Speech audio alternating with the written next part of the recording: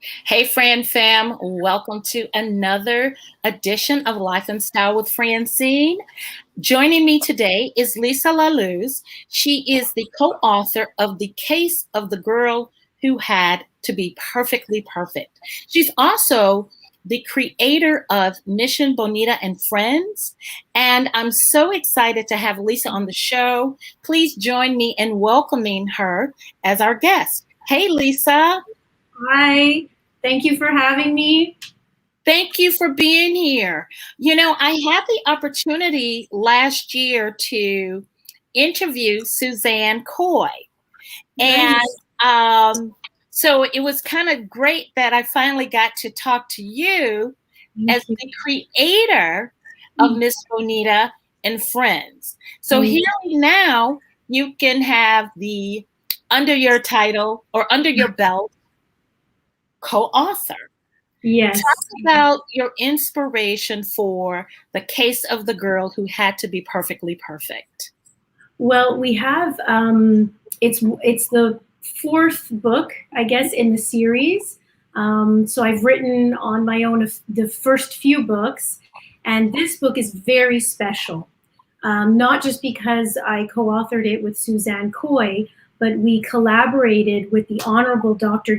Augustine, and Yeah. it's a special Canadian edition. So this is the first time that I ever did anything like this. I've never collaborated on writing, a book. Cool. So I was very nervous. As a writer and an artist, collaboration can be tricky.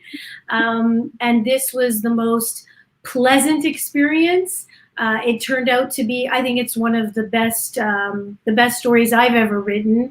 So it was really wonderful, and it was a group effort, between the three of us. And I could tell you a little bit about the book if you like.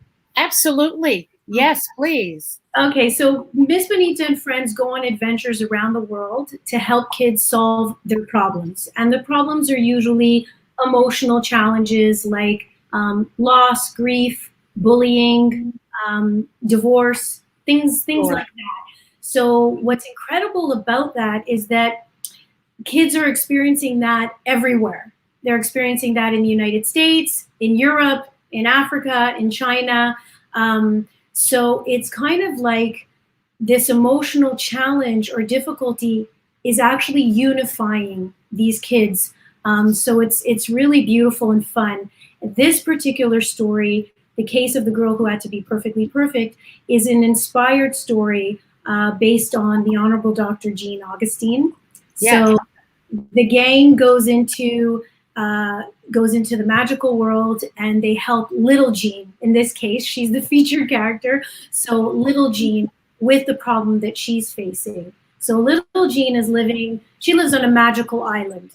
And the island, for somebody who is familiar with the Caribbean, might think that it's similar to Grenada or maybe Jamaica. Sure. So, but for somebody, a reader who is not familiar, this is their first kind of introduction into that world, with a character like Little Jean and a setting like that. So it's really, it was so exciting for me to think that young children, in Poland or even in Canada, who have no idea about this type of background and community and Jean Augustine, this is going to be their first experience, and so it's really beautiful. And they're going to connect with her not as, oh, this is somebody who lives there and I live here. It's, oh, I have that problem too. Oh, I'm just like her, and so it's very relatable and very timeless. Yeah. You know, it's interesting because one of the things we should note is Dr. Augustine was the first African American, I shouldn't say African American, the first Black woman, because she is from Canada. Yes. So, the first Black woman to be elected to the Canadian Parliament, as you stated, in 1993. So, Yes. obviously, Dr. Augustine is no stranger to obstacles. So, Right. is that somewhat some of the parallels to real life Dr. Augustine, to little Jean in the book? Most definitely. When she's actually Grenadian born Canadian. So she's also a newcomer. So not only exactly what you said, she came to Canada, she came alone with tremendous obstacles, that's for sure. And with tremendous effort, she got to achieve all these incredible things. So in the story, what's important is that it's not that, of course, we want our children to be like her. Obviously, that's nice, but that for me wasn't really the point. Okay, so for any little girl, it's wonderful to have this as an example. But Sure. what was really important to me was that for children who are going through a difficulty, I wanted them to see even somebody like that, somebody who's so accomplished, who has achieved so much, also went through loss or grief or was bullied or whatever the challenge is. It's bringing her down to the child. In this particular story, there's many layers and many themes. So after many hours of interviews and discussion with Dr. Augustine, she shared a lot about her childhood and having to be perfect, having to outdo the boys and always be on top of it to get to what she wanted, And so I kind of, I was listening to her and ideas were coming in my head. And she talked about all kinds of things, the pressure on kids. She mentioned how so many kids she noticed had fear of water. So I was thinking, well, the need to be perfect is also a fear, of not being enough, or, that self-imposed that we put on ourselves, those self-imposed ideas of. Sure. So basically, in this story, little Jean feels that if she's not perfectly perfect, she won't be loved by her grandmother, or she won't be special, to her friends or her teachers. So she goes on this whole journey of self-discovery. But my favorite part is at the end. So in her case, she overcomes. There's other kids who, are able to open up, but they don't necessarily overcome. So there's a lot going on in the story because everybody's in a different place. But what little Jean does is she becomes now, and this is what marries little Jean and big Jean. I don't even know if I told her this. I don't know if I'm sure she noticed. Yeah. But little Jean becomes a helper. She goes on with her gift, with what she received in her journey. She's now empowering the other kids in the story.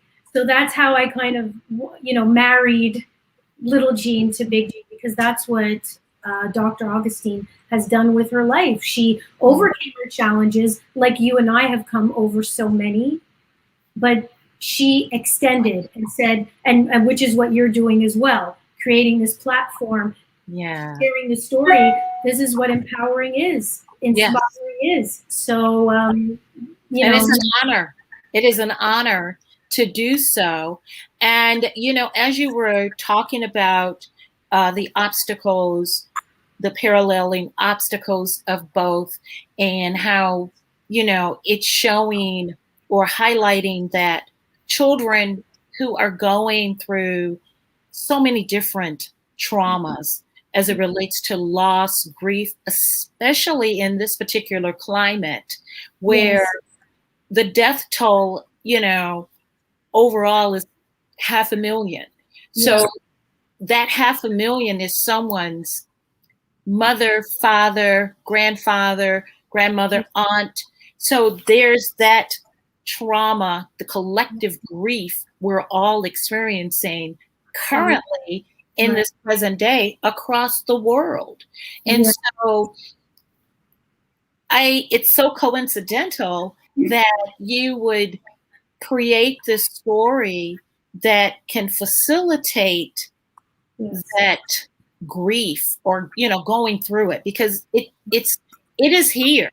And I think of when you talk about Dr. Augustine, who was the first Black woman to be elected, I think of, Madam Vice President Kamala Harris, Yes. who is, the first woman of color to be in the White House as the vice president. However, she had obstacles. And I remembered her saying, I saw this clip of an interview, and she said, I ate no's for breakfast. Wow.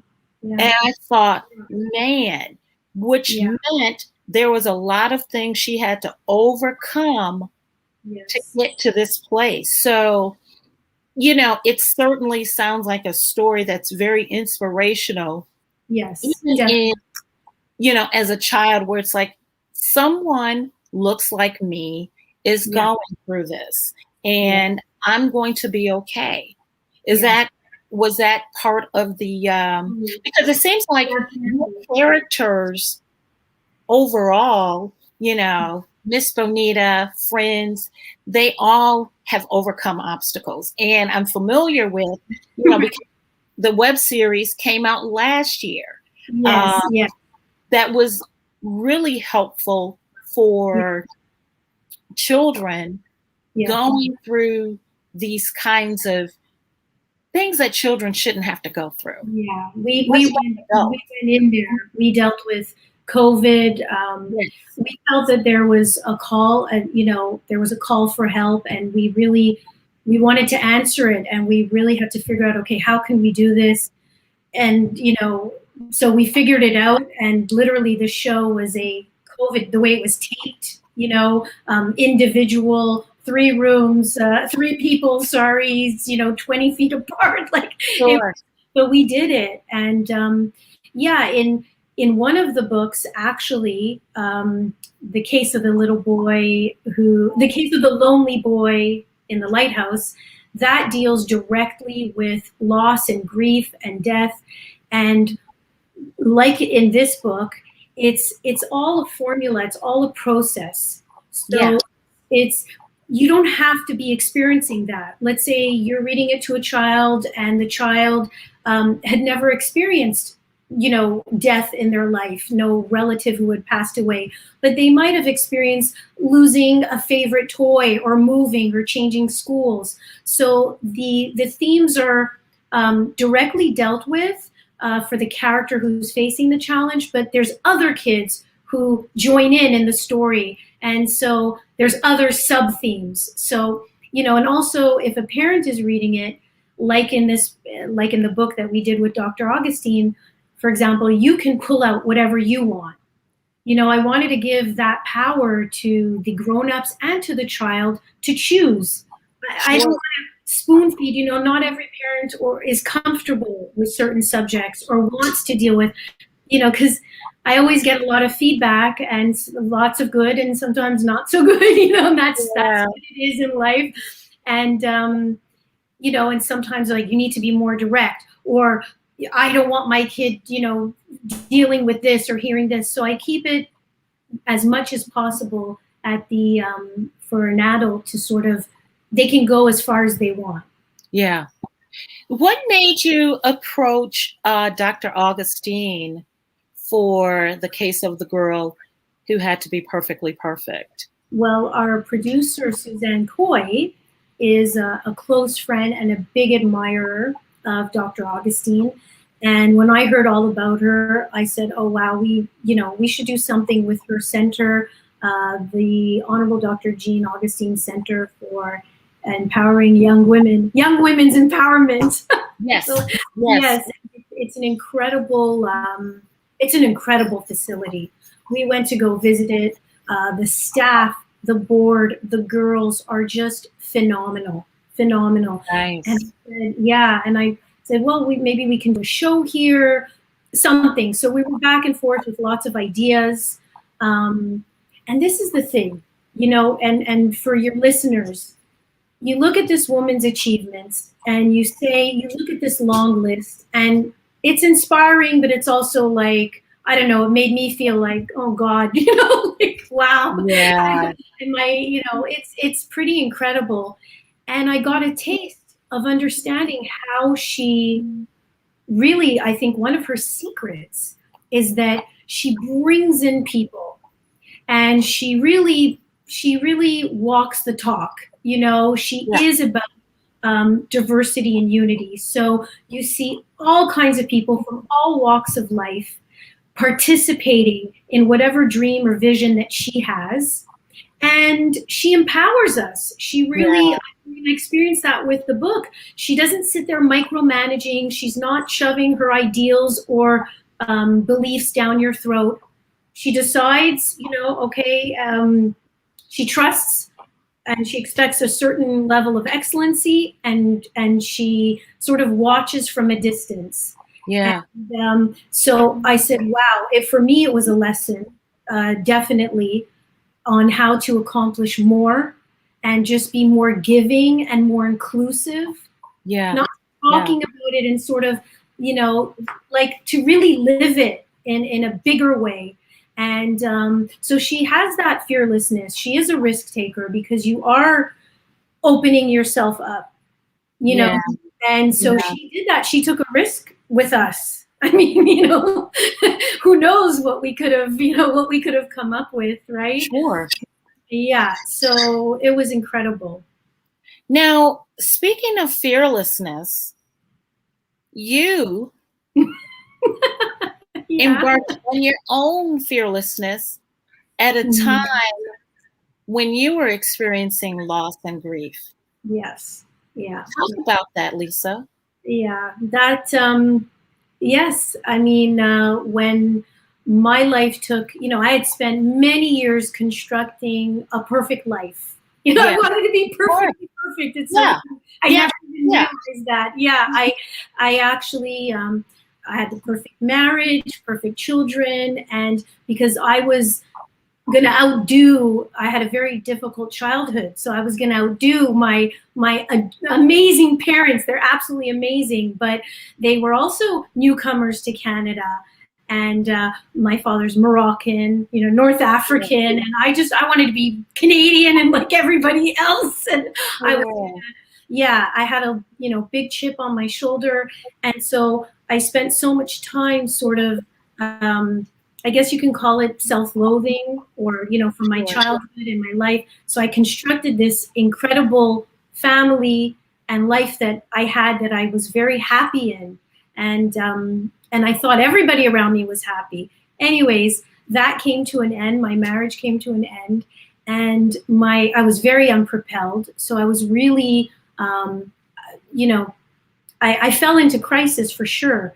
And so, you know, looking back, I can be nostalgic and say, oh, you know, look where I am today. But when you're in it, like I was waking up daily sort of, okay, am I going to make it through the day? And I mean that very seriously. It was, I know. It was frightening. Yeah. So, and on every level. So you know, I don't know if it's people, what they believe in. I do believe in God, and I do have faith, and angels were sent, like Suzanne. I moved to Toronto. I didn't know anybody, and I just took a day at a time. So yes, you know, there were those many difficult days. It was, I'd say, even a couple of years, you know, and I turned to these stories that I had created before I got married, when I was young, to help children. And I just started, you know, with my youngest daughter, making up these stories to help us get through our grief. And you know, it saved me. And then Miss Bonita and Friends was born again. How many children do you have, Lisa? I have 6. I have 3 and 3. So 3 from my first marriage, and 3 that are given to me. You know, they're like godchildren. They're my stepchildren. But they're all 6. So I'm very lucky. I'm very blessed. Yeah. Wow. So what's it like having a blended family? What are some tips as it relates to, you know, surviving a blended family? Because that is very much a reality, you know. That's a whole other book. Do you have another book talking well, about I'm saying families? that we will eventually. Yeah, we get into Nice. everything. I mean, I'm so lucky. I don't know what to tell you. I'm really lucky. My husband and his children, who are my children, and their mothers, are just so excellent at mothering and raising incredible children who I get to just experience so much love and joy from them. And I'm participating, obviously, in parenting them as well. Sure. And what can I say? The three of them are just gifts because I didn't have to birth them. I didn't have to go through that hell. And I just get these amazing kids to literally enjoy. And my children, like I said, I don't know what else to say. In my case, it's really luck because I know the kids, their siblings, they are really, really close and they adore one another. So as a social worker, I can tell you I've observed other families, and some it goes smooth and some not so much. Sure. So the not so much, I see it depends a lot, I think, on the adults, on the parents. So Sure. all the adults involved, right? So it goes better when everybody's kind of on board and for the best interest of the kid. So yeah, that's I'm really lucky. Yeah. So you mentioned that you were a social worker, is that correct? Yeah, I have my degree in social work. I studied at McGill University, and after I went through all that I went through, I mean, I found social work very challenging because I went into it thinking, I'm going to change the world and help everybody, and then when you're doing it, I wasn't strong enough. It was very difficult for me. Now I think I'd be different, but then it was much more difficult and much more challenging for me to advocate for my clients and be the social worker that I wanted to be. I think it takes more courage, honestly, to admit that. Yeah. You know what I mean? I think sometimes, you mentioned that you were embarking on creating a perfect life for yourself, or at least ideal, for you, which is nothing wrong with that. It just means that you had some goals and standards for your life and for the family you were envisioning with your husband. Yes. But to embark upon social work as something where you were going to apply that same fervor, it's almost understandable that you would take on that because that's just who you were. But to admit this ain't it takes a lot of courage versus a lot of people that are still suffering, because social work is not for the faint of heart. No. But it's just, can you do it? Do you know what I mean? In terms of, anything can be it. Like I had always I started off in education, and then I was suffering so much dealing with the parents, and I love the children so much, and it was so hard. And it's so hard to fight with my superiors and the administration, and then the parents. So now again, if I do all kinds of educational things, and it's like no problem.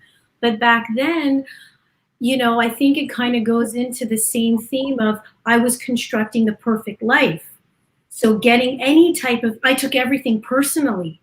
So my number one thing that I was able to create this whole new life, I had to really change and stop taking things personally. Yeah. Do you think your need to be perfect or have everything perfect was a result of coming to Canada and trying to be the perfect girl? I mean, this is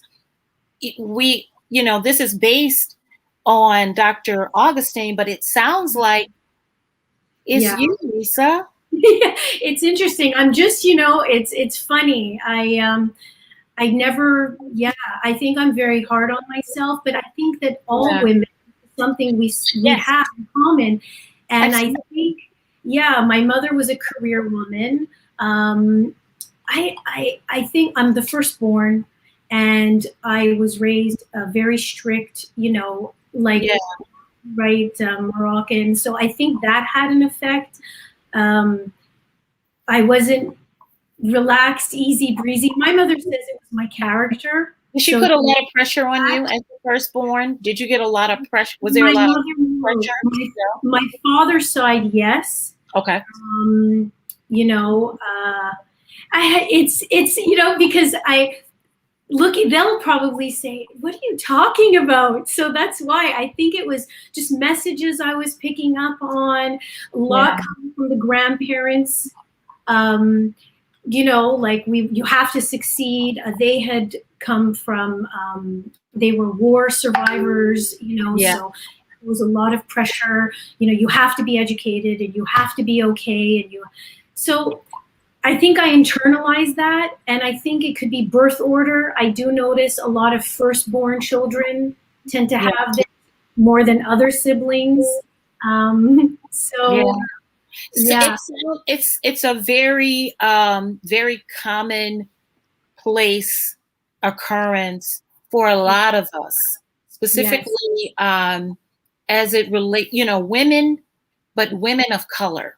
oh for sure, You know yes. what I mean? There's that extra when you talked about Dr. Augustine, the things that she had to overcome. She had to be twice as good. She had to be better than the boys, Yeah. So it just sounds like even though you decided and were courageous enough to say, Right. I need to back up, your Yes. social work came by way of your words. And Yes. it's almost, would you say that you were writing way before then, and then here it is full circle. Your Yeah. words are like healing. Yes. Yeah. It's very true. I created those stories when I was working in daycare for other children, at a Yeah, time where when kids would talk about things, you just pretended you didn't hear it because you didn't know what to do. And I would look at my yeah, superiors. I was just starting out and I was like, did you just, but, we can't just ignore that. And back then, this is why I thought, oh, I'll be a social worker. You didn't call the big bad social worker because it wasn't going to help. It was going to make everything worse. So I said, no, I'm not going to be that kind of social worker. But sure.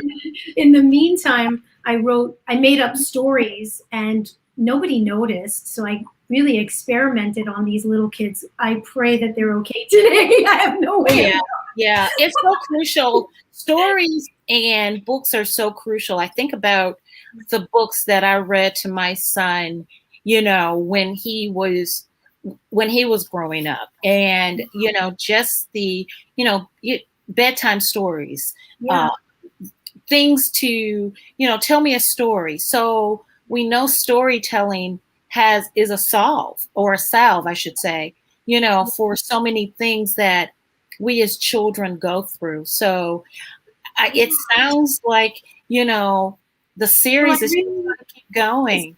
interrupt you. I want to, the whole idea is about empowering. Yeah, So the system right now, psychiatrists, psychologists, first of all, culturally, I was also raised, you do not go to therapy, so culturally, not everybody is open to counseling or therapy.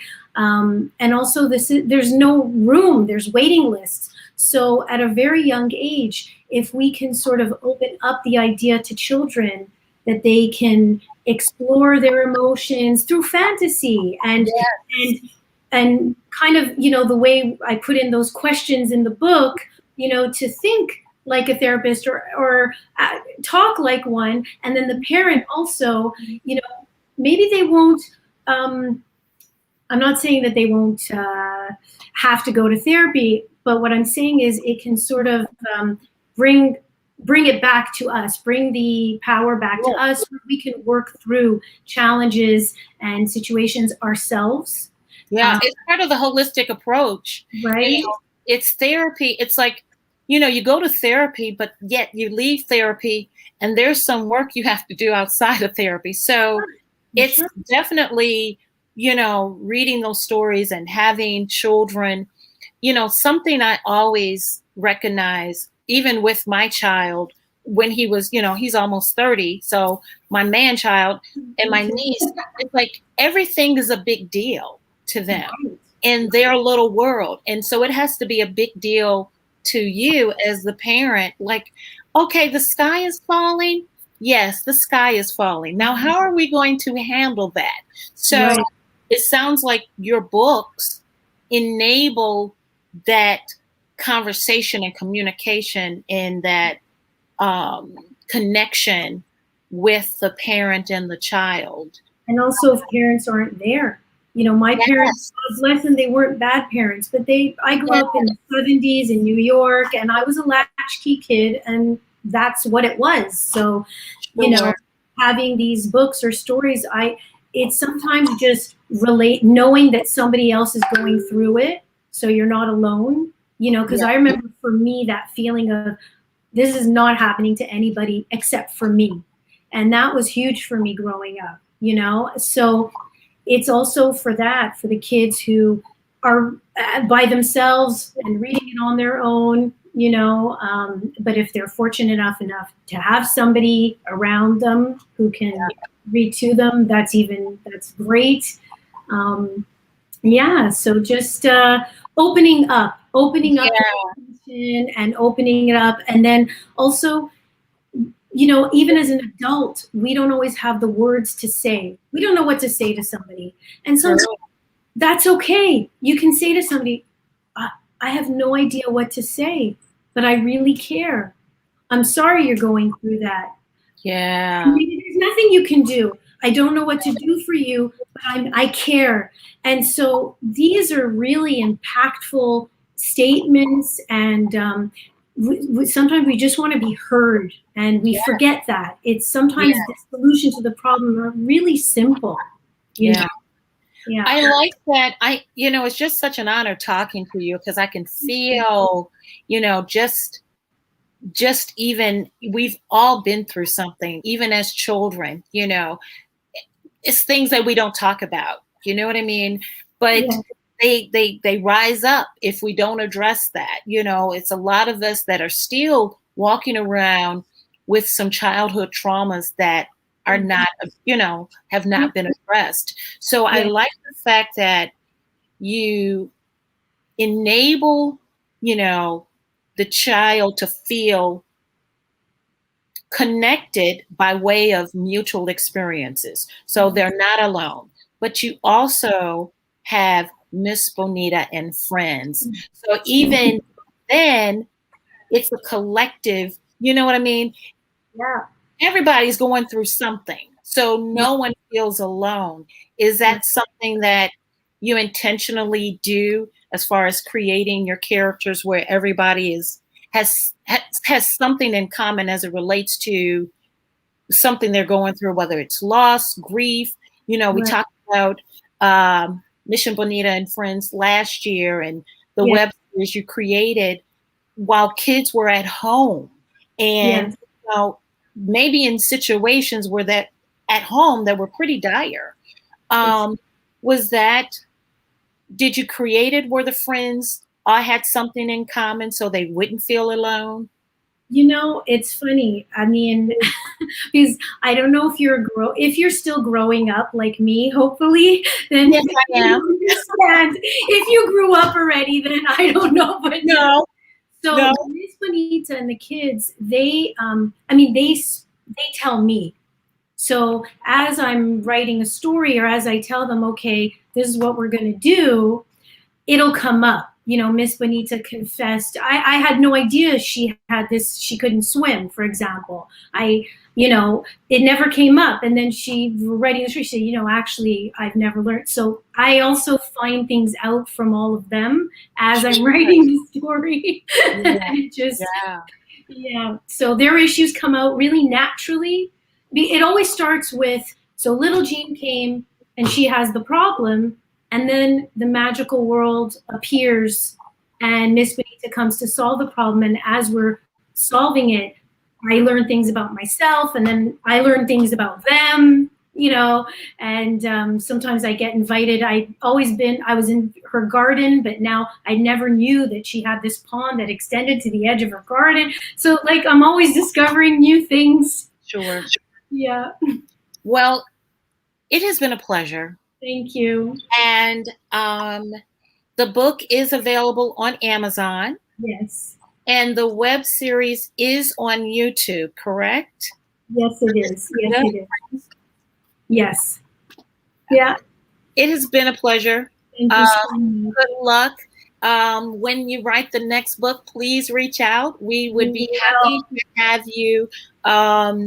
You know, you're doing a great thing, a beautiful thing for our babies. Yeah, thank you so much. Thank you. Lessens the load and the burden of what they're going through at such a young age. Yes. So I thank you. Thank you. For doing your part to change the world in your huge way, because words heal. Thank you so much. Thank you. And thank you for giving me the opportunity to share with you. And I'm looking forward to more, lots and lots more. Thank you so much. I'm looking forward to the prosperity that comes as a result of, you know, the words that you have sown from your soul for the, you know, for the good of our babies. So thank you again, and we'll talk to you soon. Okay. Thank you. Thank you. Bye-bye.